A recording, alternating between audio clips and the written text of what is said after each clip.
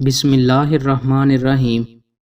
رسول اللہ صلی اللہ علیہ وآلہ وسلم نے ارشاد فرمایا، تم اللہ کی اس طرح عبادت کرو گویا کہ تم اسے دیکھ رہے ہو، ورنہ یہ عقیدہ لازماً رکھو کہ اگر تم اسے نہیں دیکھتے تو وہ تمہیں ضرور دیکھ رہا ہے۔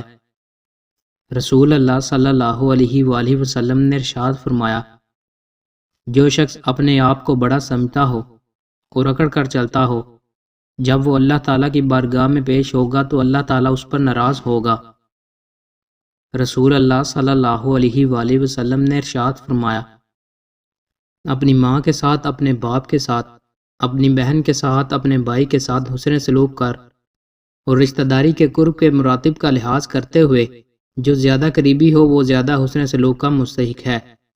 رسول اللہ صلی اللہ علیہ وآلہ وسلم نے ارشاد فرمایا، جس شخص نے تمہارے پاس امانت رکھی ہے اسے امانت واپس کر دو، اور جس نے تم سے خیانت کی ہے اس سے خیانت نہ کرو۔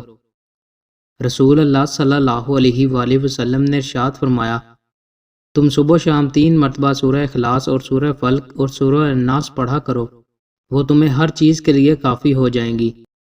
رسول اللہ صلی اللہ علیہ وآلہ وسلم نے ارشاد فرمایا، بندے کو رزق ایسے تلاش کرتا ہے جیسے بندے کی موت اس کو تلاش کرتی ہے۔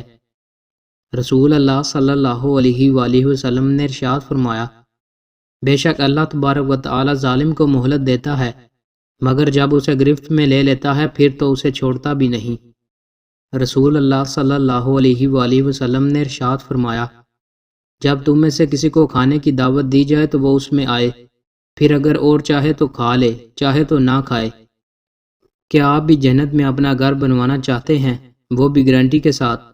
رسول اللہ صلی اللہ علیہ وآلہ وسلم نے ارشاد فرمایا کہ جو شخص بحث کے دوران پہلے خاموش ہو جائے ٹھیک ہونے کے باوجود بھی، تو اس شخص کے جنت میں گھر بننے کی گارنٹی میں خود دیتا ہوں۔ دوستوں، مزید اچھی ویڈیوز کے لیے ہمارے چینل کو سبسکرائب لازمی کریں۔ بہت شکریہ۔